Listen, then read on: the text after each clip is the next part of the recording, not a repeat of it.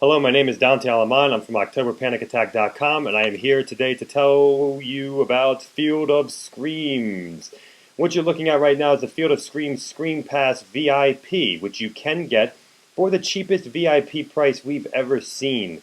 This attraction has a VIP that's only $15 higher. It's the cheapest VIP I've ever seen, folks. And the ticket price itself is actually cheaper than like 98% of the big haunted attractions out there today. This is Field of Screams. This is the infamous Field of Screams. You've heard many people talking about it, and now I'm going to talk about it. If you saw my review in 2010, you saw that we absolutely loved it, obviously. This place has 3 terrifying events, as it says. You see the punch holes in there. You can see my eyes going through it.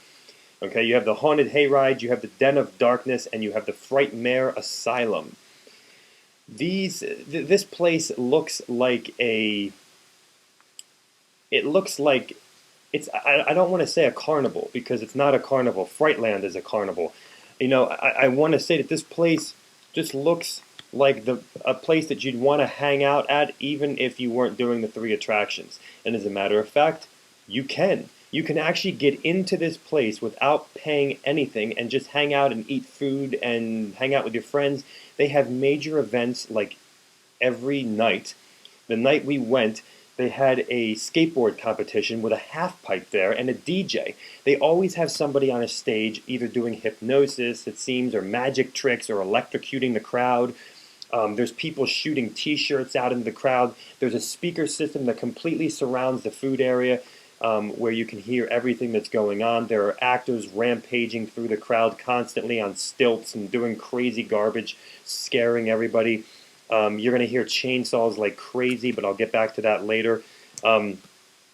We said last year that this was the best and most diverse food area we've ever seen, and I'll say it again for 2011. This is the best and most diverse food area I've ever seen, hands down. You're going to find, I mean, they have, what haunted attraction do you know has oysters, or clams, or crab cakes, okay, or fruit smoothies, all right, and everything else that's normal. And oh, wait, what about strombolis, ham and cheese strombolis, okay? It's awesome. Everything you'd want to drink, everything you'd want to eat. They have games that are actually horror themed.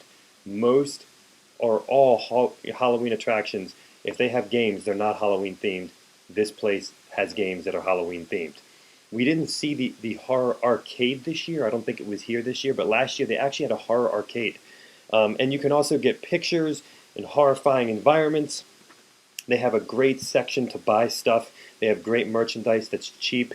They even sell their soundtrack for their events. I've never seen an attraction do that before, and we found out that they make all their own sounds and all their own music. How many haunted attractions do you know do that? I'm not saying for everything, but they sell a CD of their original music, so at least for most of it. Now at the bottom of this ticket here, I don't know if it's just for the VIP or if it's for any ticket, you're also going to see coupons for the games and coupons for t-shirts. What haunted attraction do you know does that, where they actually put coupons on the ticket that you already bought to play games? Because most of the time people have just, destroyed all their money for the night and they can't do anything else. Not at Field of Screams. They'll make sure you can do some more. On the back here, you'll notice a bunch of rules, okay? But they're your standard rules, okay? Basically don't fight, don't bring cameras, don't act like an idiot, okay? This is basically the thing. There's a high number of teenagers at this particular attraction, which is awesome, which is standard, but it's really because it seems you can get in for free and it's a place to hang out. So this is, if they even have a lost and found here, I mean, I've never seen that either. Normally you have to track somebody down. It takes about 30 minutes, and then you can find your wallet or your phone, if it's even there at all anymore. It's a very, very well-organized place, even up to the parking and entering the place. I mean, when you come here, there's big torches of fire surrounding the property. The whole thing is a circle. So once you enter the circle, you're in. You never feel like you're not in Field of Screams. And it's, a lot of times, the food areas are great at haunted attractions, but there's nowhere to sit. Not like here. I've never seen such a big sitting area in my life, or seating area in my life, at a haunted attraction than a Field of Screams. So if we take some of the attractions here. Okay, I'm going to start off with the hayride here. We did the hayride thinking we knew it was going to be awesome. We forgot a lot of stuff, but we did the hayride thinking, it'll be a nice breather. Hayrides aren't as scary as haunted houses. We'll be fine. We'll have a good time. Little did we realize that we would be enclosed in pitch black once again on a hayride. This is one of those hayrides, and actually I would say one of the only, but I think there's one more. I think Shocktoberfest does it like once. But for this place, every enclosed area you go into, the walls come down, they shut you in for a period of time in the dark with actors and crazy crap going down. They're the types of actors that you say, how can they keep this up all night long without losing their voice? Okay, catch my drift? I had characters on the hayride that were shoving their faces into my face, so I was like smelling latex and sweat. It was craziness. And very original things on this hayride. Extremely original things. And the best soundtrack by far on a hayride. There are a couple haunted attractions that have soundtracks like Bates Motel, and the sound quality was the best out of any hayride, and the soundtrack was amazing. I never thought that Sweet Home Alabama would be scary, and until I encountered this. Get ready for loud noises. Get ready for something on the hayride that it's actually so original. There were only 3 made in the whole United States, and it has a 30-minute inspection every day to make sure that it's not going to kill everybody. Okay, I'm not going to tell you what that is, but you'll just have to find out.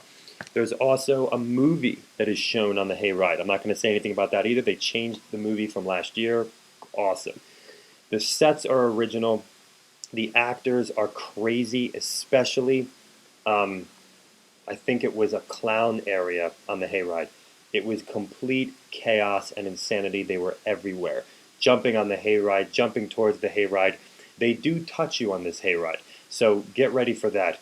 It's wild, it's crazy. This is the only hayride that scares me. Okay, this is the only hayride that really truly scares me. This is not a hayride to witness spectacles. Like, wow, look at that dragon, look at the fire coming out. That must have cost $40,000. I'm not saying there's anything wrong with that, but this is not that hayride. This is a hayride that is meant to scare you. It's called Field of Screams, and you're going to scream on this hayride. There was a guy sitting in front of us that was, he looked pretty tough. And there was a point on the hayride where he was actually getting freaked out and got like angry and, defensive and everything. And he was sitting in front of us, and he must have been about 18 or 19 years old and, seemed like a pretty, tough guy, but he was freaked out. This is the scariest hayride, I've been on. I got a little panicky on it at times. You're going to encounter everything from hicks to bizarre, like Blade Runner weird creatures, to black metal people, to chainsaw people, to just deranged lunatics. This is heavy on fear and sensory overload, and it's not a spectacle. It's heavy on completely beating the crap out of you, is essentially what it's doing. So this is not a relaxing hayride. You're not taking a little stroll through the woods. It's not like that at all. There are extremely loud noises, extremely bright lights, things falling, actors everywhere, loud music, screams, just fog, everything. Okay? And it even gets a bit gothic at times. And there's a section with trash cans that is just ingenious. And it has the best falling prop I've ever seen on a hayride because it was actually effective. The whole hayride jumped up. Okay? So that kind of stuff right there, folks. And I'm going to tell you this too. I believe this is the only haunted attraction that does not pay its actors, which probably accounts for the fact that their actors are as wild as they are. Now, before you start to say, well, man, the people who own Field of Screams must be making a buttload of money then. Wow, way to jip all the young kids off. They give 50% of their money to charity. And they are doing a blood drive, I believe, next weekend, which would be the weekend of, I think, the 14th and 15th of October. 2011, and they do things for breast cancer, for testicular cancer. They're doing a lot of different things, but 50% of the money goes to charity. It's pretty unbelievable.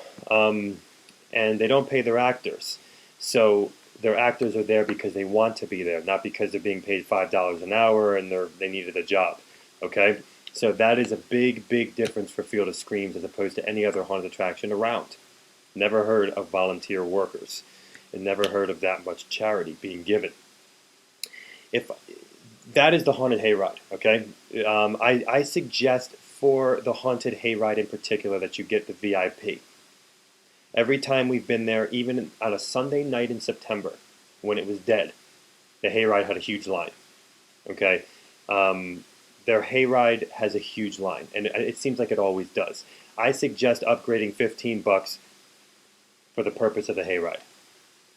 I'm going to take you to my favorite attraction that I bought a T-shirt for last year, the Den of Darkness.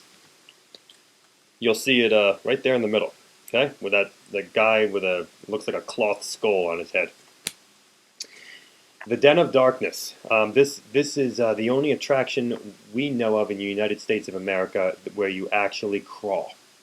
Okay, all the other haunted attractions are not allowed to pull crap like that. You're not allowed to actually get on your knees. You're allowed to bend over, with like in Altered Nightmares and Hotel of Horror, but you are not allowed to actually crawl on your hands and knees. You will be crawling on your hands and knees in the Den of Darkness. I did hear that when the crowds get too big, they actually get rid of that, which is disappointing, but because it really holds up the line a lot. So if you're ballsy enough, you can go up to the manager or something and say, "Can you make sure that I crawl tonight?" Maybe they'll say yes, but you want to make sure that really, if you want to make sure you're going to crawl in the Den of Darkness, you want to make sure you get there very, very early in the night, or on a night on their website that's the least busy. And that's the greatest thing about the Field of Screams website, is that they're the only place that I know of that shows you color-coded what nights they're the busiest, what nights they're not the busiest. I don't know anybody that does that. That's awesome.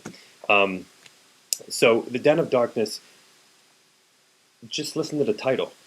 Okay, it's going to be dark. So don't go into the Den of Darkness thinking it's not going to be dark. It's going to be dark. We're talking very, very tight spaces. We're talking claustrophobic, dark situations. We're talking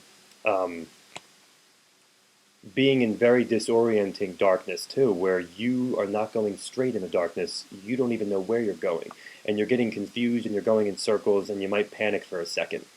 The Den of Darkness has amazingly creepy sets, but Field of Screams capitalizes on very, very small hallways, very, very tight hallways. Steps, and just looks like the place is going to fall apart or something. I mean, it's like, and very, very high on the creep factor. I will say that Field of Screams has, most haunted attractions have chainsaws now, and the chainsaws are always at the end typically. So they chase you out into the crowd so everybody can see that you're scared and then they'll want to go in. Chainsaws are great. I think they're great, but they don't really terrify me that much. And by the time I hear the chainsaw or smell the gasoline before the chainsaw, I know it's over. Okay. Field of Screams has hands down the best chainsaw actors in the world. Okay, the best chainsaw actors we've done. They're the only people that actually touch your body with the chainsaws. They almost tripped my wife. Last year they actually bruised my shin, so I was very scared this year. But not only that, most places will take the chainsaw guy and chase you right out the exit. Not so in the Den of Darkness, and I'm not going to say anything else about that, but let's just say that I completely bugged out of my mind because they were not chasing me out of the exit. The Den of Darkness has definitely a theme of like a hotel or a haunted house. It has a retro vibe about it, but don't be misled. In that retro vibe is something very, very sinister and something very, very dark. They capitalize on claustrophobia in this house. I've asked the guy, they said that people have had panic attacks in here before. People freak out. Some people opt not to crawl. The girl that was behind us was freaking out because she couldn't believe she had to crawl. When you crawl, you are in complete darkness, and there's stuff below your knees. There's people bunched up in front of you and behind you.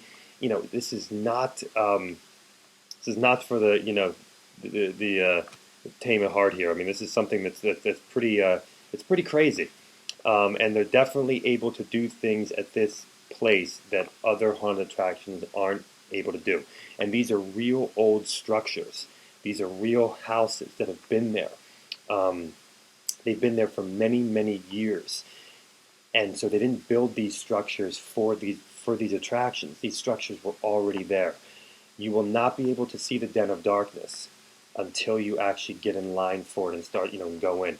And the line to get to the Den of Darkness is actually intimidating enough because it's just they have you kind of going around and going under a tunnel and going through things. So it'll start to wear on you right from the get-go. Um, but the Den of Darkness is something that is my favorite because it's uh, it's just wild. And I'm trying to remember. Was that where there was some shooting going on? Was that in the Den of Darkness or the Frightmare Asylum? At the Den of Darkness, you're even going to encounter some gunshots and some pretty violent scenes, and a lot of loud noises. I'm going to say that too. If you're scared of loud noises, there's a lot of loud noises, a lot of banging.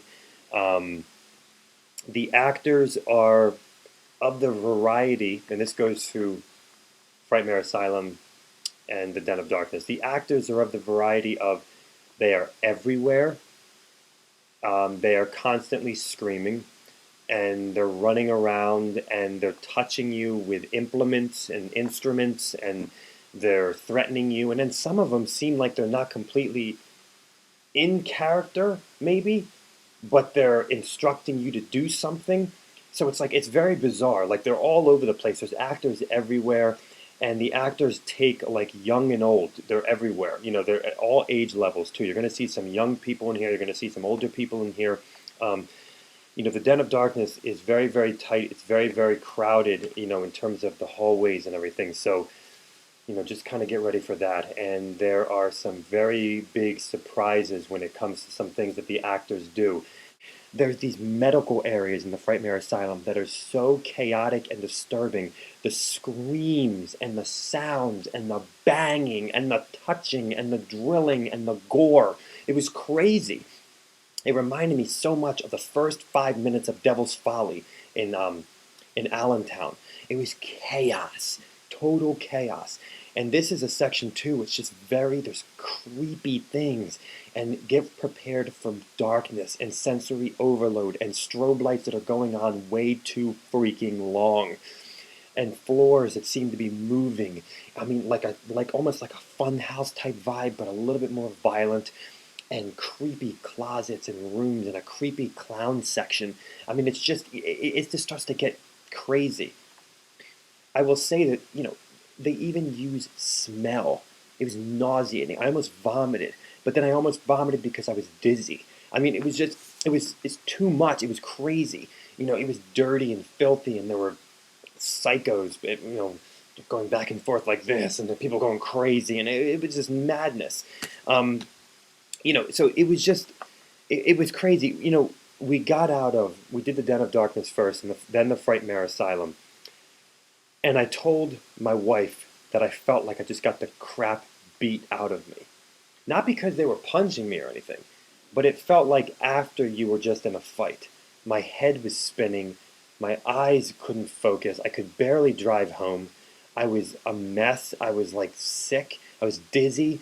Like this Field of Screams is a place that is like sensory overload. They're going to beat the living crap out of you. I mean, your eyes, your ears, your body, you're going to be physical. It's just crazy. And there are more chainsaws in the Frightmare Asylum. And, these are not the kind of places, once again, that you are not going to be affected by. I mean, you're going to be affected by them physically and emotionally. Field of Screams lives up to their name. They make you scream.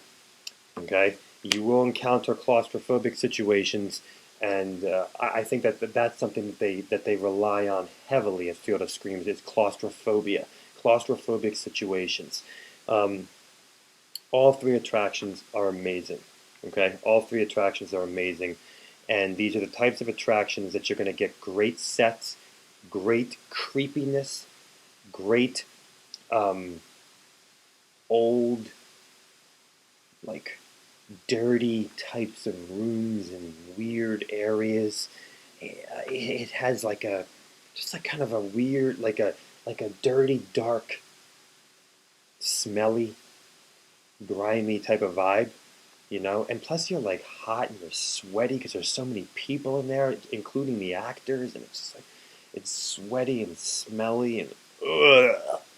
Now, since the lines are so long at this particular attraction, and since this particular attraction really shuffles everybody in for the Den of Darkness and the Asylum, there aren't separate groups per se. Like they don't have you do how many in your group? 4, and then you wait for that group to go through. They really are shuffling you in here, and since that happens, they are successful, like I've said before, with doing that, but you do miss some things. So I would definitely say you have to come as early as you possibly can and look at their website for those busiest days and come when it's not busy, so that you can get the maximum scare effect.